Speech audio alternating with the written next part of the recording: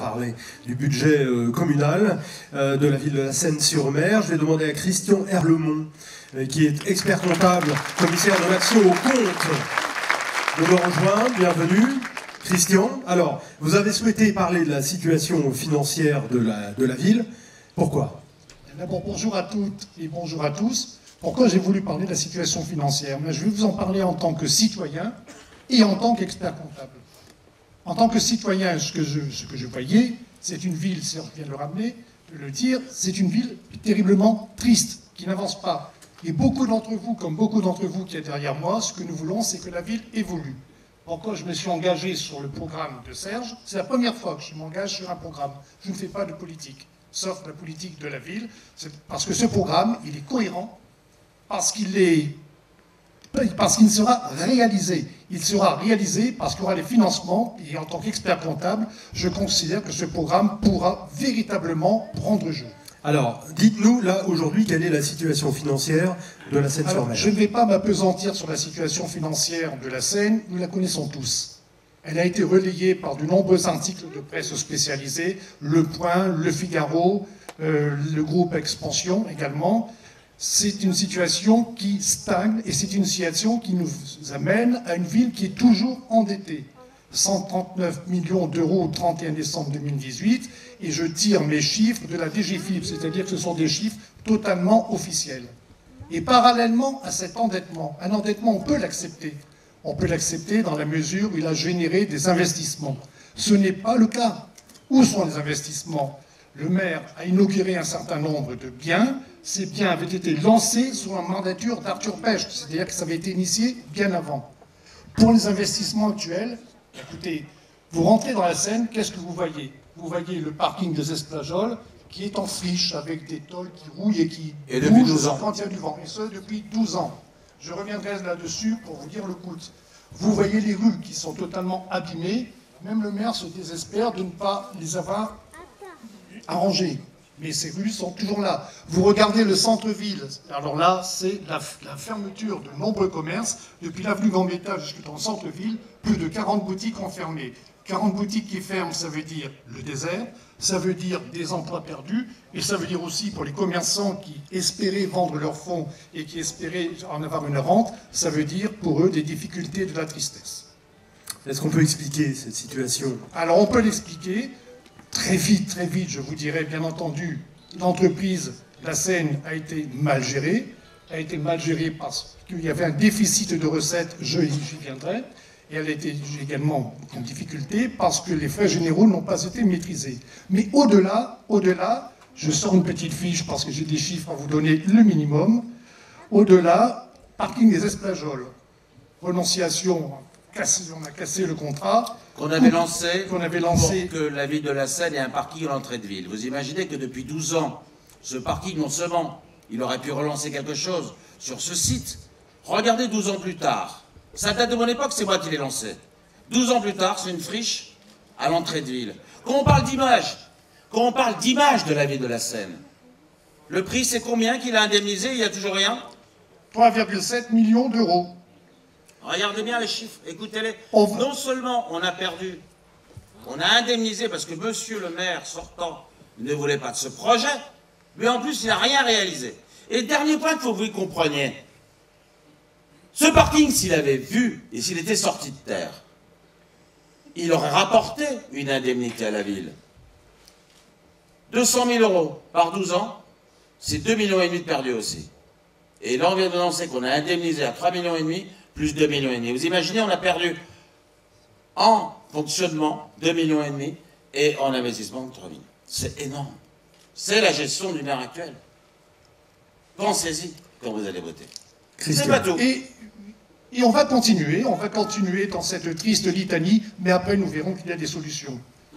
L'abandon de l'opération du port de plaisance avec le procès avec la société Cari.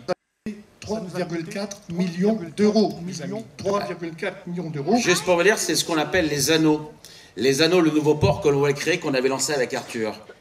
Le maire actuel, à l'époque, quand il a pris la mairie, il a dit, mais c'est pour les riches, ça. Un port, c'est pour les riches. Les bateaux, c'est pour les riches. Eh bien, c'est vous qui avez payé 3,4 millions d'euros pour que le projet ne naisse pas. Vous acceptez? Moi, non. Il ne faut plus que ça continue, ça. Parce qu'on ne veut pas des riches, on fait des pauvres. Donc 3,4 millions d'euros, renonciation à des recettes pour 2 millions d'euros, plus ce que ça aurait pu générer au niveau des commerces en termes d'activité. L'atelier mécanique, on vient de voir que d'ailleurs le procès du cinéma continue avec ce fameux atelier mécanique, une provision pour risque a été établie, une perte potentielle de 5 millions d'euros. 5 millions d'euros. Et le procès continue. Enfin, problème réglé, théâtre Apollinaire, là, la municipalité a perdu 97 000 euros. Au total, l'ensemble des pertes en raison des procès est de 13,07 millions d'euros et l'ensemble des recettes que l'on aurait pu estimer, que l'on aurait pu espérer, est de 4,2 millions d'euros. Total, je suis expert comptable, donc j'y arrive, 17,2 millions d'euros. Rappelez-vous ce que je vous ai dit, un emprunt de 139 000 euros. La moyenne pour ce genre de ville, dans la strate de 60 000 à 100 000, est une moyenne de 96 000 euros. Si nous n'avions pas eu ces 17 millions d'euros, l'emprunt serait beaucoup moindre. Et donc les crédibilités bancaires seraient bien accrues. Ou nous aurions réalisé des investissements. Ça n'a pas été fait. Maintenant, il nous s'agit de réparer. Alors, justement, on vous attend là-dessus. Comment comptez-vous sortir de cette situation? Tout à fait. Ce qui est important pour nous, c'est pas de regarder le passé, quoi, qu'il faut quand même bien le maîtriser, mais c'est surtout l'avenir. Je vous disais tout à l'heure que le programme que m'a présenté Serge m'a beaucoup séduit. Il m'a séduit parce que ce programme s'inscrit dans la modernité et dans l'avenir à long terme de la ville. C'est ce qu'on a parlé, c'est ce dont on a parlé. Et c'est ce que vous allez découvrir tout à l'heure. C'est ce que vous allez découvrir tout en à l'heure. film. Donc je ne vais pas le déflorer. En revanche, ce que je peux vous dire, c'est que ces programmes, ce sont des investissements, et des investissements qui, bien sûr, vont amener de la qualité de vie, ça vous sera développé, mais également des recettes pour la municipalité. Ces programmes seront financés, très important, et ne seront pas financés par que de l'emprunt, pas du tout. Ce sera financé également par toutes les subventions, par toutes les aides dont nous pouvons disposer si nous les cherchons avec rigueur et avec énergie. Je pense à l'Europe, je pense à l'État, au pouvoir public, je pense à la région, aux collectivités territoriales, aux départements et à la métropole. Ce que vous devez savoir, Serge l'a dit tout à l'heure, déjà au niveau de l'Europe, Serge, vous avez ramené 264 millions d'euros dans le programme ANRU 1. Pour l'expliquer, dans l'ANRU 1, quand j'ai monté le dossier en rue, il fallait chercher 264 millions d'euros. La ville, je ne voulais pas trop l'endetter. Mais il fallait un apport, comme quand vous faites un emprunt pour une maison. Donc j'ai trouvé des partenaires financiers, j'ai pris ma valise, j'ai été les chercher. L'ANRU, c'est ça. Vous avez la Caisse des dépôts qui finance, c'est une partie de l'emprunt. Nous, la ville de la Seine, on a mis 17 millions sur les 264 millions d'euros que vous avez. Les projets que vous proposerez, ça sera pareil à peu près à la moyenne. Même pas 5% de l'investissement de la ville, pour 95% payé par l'Europe, par la région, par le département et par la France. C'est ça qui est important. C'est ça qu'il faut qu'on se batte. Ensemble. C'est comme ça qu'on va créer des projets, qu'on va développer. Il faut avoir des projets ambitieux. Vous savez qu'à l'époque, quand Arthur me disait, pour l'ANRU, les autres villes de France déposent 20 millions, on ne nous acceptera jamais 264 millions d'euros. Eh bien si, il faut avoir de l'ambition. J'ai de l'ambition pour ma ville, je l'ai fait dans le canton Nord, je le ferai dans le canton Sud, et je le ferai dans le centre-ville. Et je trouverai les fonds, parce que je suis à votre disposition, je donne toute mon énergie pour ça.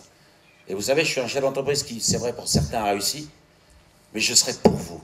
Car mon seul intérêt, si je suis revenu, c'est pour qu'on développe ensemble la ville de demain. Et pour qu'on voie, pour nos enfants, pour qu'on réalise quelque chose. Vous verrez tout à l'heure le film, comment nous voyons les choses, et comment ensemble on gagnera. Non. Tu te souviens, Serge, que nous avions travaillé ensemble pour présenter également aux commerçants, parce que c'est important, les fonds FISAC qui leur permettaient à l'époque de rénover leur devanture moyennant un cahier des charges. Je vais terminer. Merci Christian, juste sur ce point une seconde, parce que Christian a raison.